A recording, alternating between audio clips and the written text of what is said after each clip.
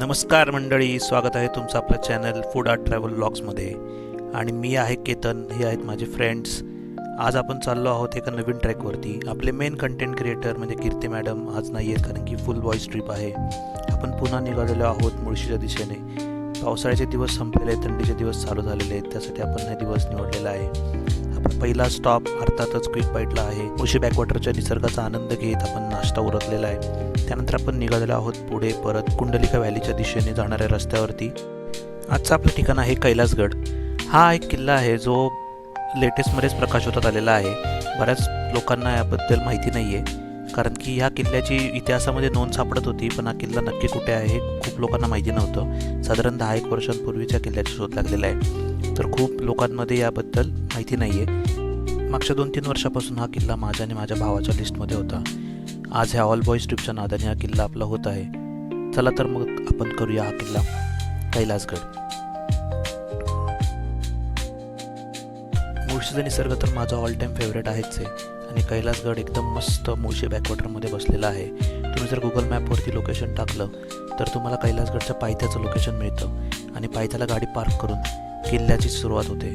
किल्ल्याची चढण एकदम सुरुवातीलाच चालू होते.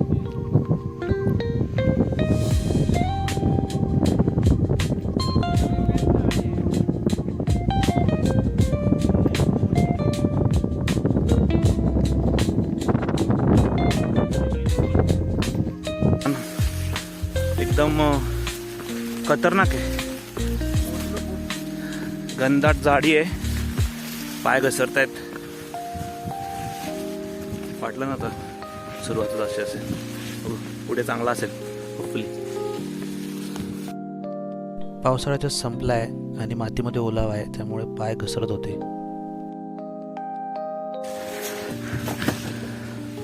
घसरला अशा प्रकारे. किल्ल्याची चढण अतिशय तीव्र असल्यामुळे आणि पाय घसरत असल्यामुळे आपला श्वास लगेच लागतो, धाप लागते, श्वासांचा आवाज वाढत जातो. पण आजूबाजूच्या वाहणाऱ्या वाऱ्याच्या समोर त्याची काही तुलनाच होऊ शकत नाही. निसर्ग इतका सुंदर आहे आजूबाजूला की आपल्याला किती श्वास लागला तरी आपली पावलं पुढे पुढे चालत राहतात.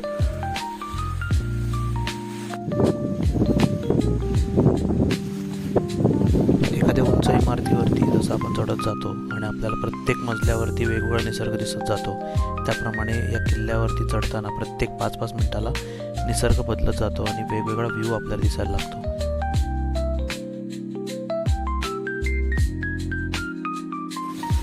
दिसते का नाही माहीत नाही, तिथे एका साईडला डायरेक्ट स्लिपरी स्लोप आहे, खोलदरी आहे, पूर्ण झाडी आहे, चालायला पण त्रास होतो.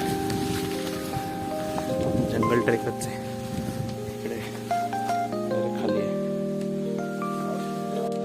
सर्वजण चालले एक वाट. किल्ल्यावरनं खालची गावं जॅपनीज डायोरामामधल्या सीन सारखीच भासतात.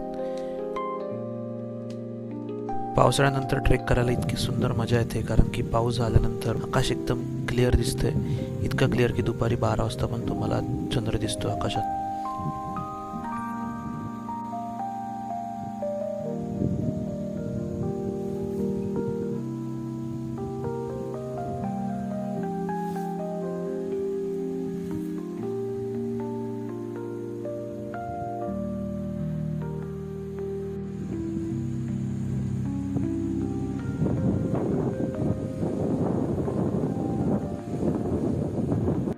हात दाखवा.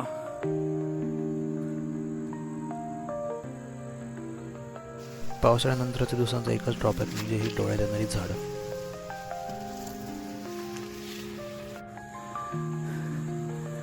सागर दमला का नाही? तू मान हललेली दिसत नाही रे कॅमेऱ्यात. एकतर रॉंग साईडला उभा आहे, सगळं अंधारलेलंच आहे. एकदम डेंजर रस्ता आहे.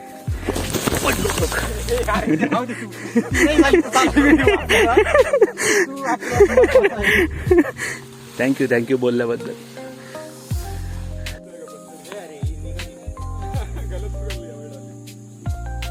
जरा बेटर रस्ता झालाय तयार, तरी पण मस्त घनदाट वातावरण आहे. घनदाट वातावरण, रॉंग वर्ड. ambience छान आहे. आमचा सागर. तू एका वेळेस आहे की या ठिकाणी चढण तीव्र आहे. ती जरा सोपी करण्यासाठी तारा वगैरे लावलेल्या आहेत. त्या ठिकाणी जरा जपूनच चढावे. ह्या वाटेने वरती आल्यानंतर इकडून असा एक रस्ता आहे. इकडून फिरणार, पुढे नाही जायचं आपल्याला, इकडे सरळ यायचं. इकडून वर जाऊन डायरेक्ट तटबंदीला लागतं.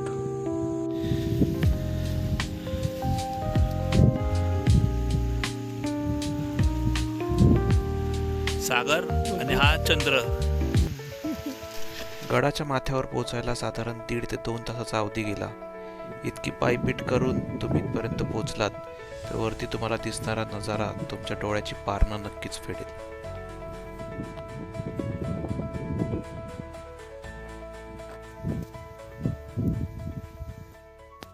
गडावर विस्तीर्ण पठार आहे. बांधकामाचे काहीच अवशेष शिल्लक आहेत. त्यामुळेच हा किल्ला ओळखायला बरेच वर्ष निघून गेली.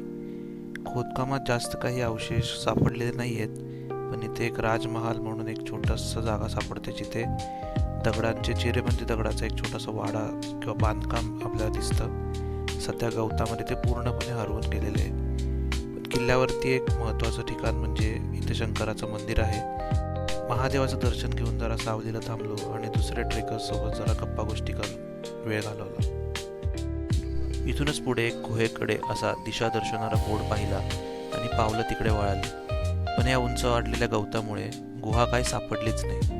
पण या बाजूला दिसणारा नजारा पाहून मन अगदी थक्क झालं. चौफेर नजर फिरवली आणि मनात सर्व मावळखोरं सामावून घेण्याचा प्रयत्न करून आम्ही परतीची वाट धरायचा निर्णय घेतला.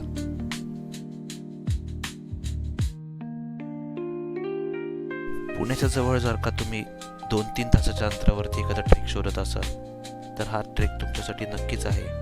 पण नक्की लक्षात घ्या की ट्रेकची वाट चढताना आणि उतरताना अगदीच जिगरीची आहे. जर तुम्ही अनुभवी ट्रेकर असाल तरच या ट्रेकला या, किंवा सोबत एखाद्या अनुभवी ट्रेकरला नक्की घेऊन या. इथे वाट चुकायची पण दाट शक्यता आहे.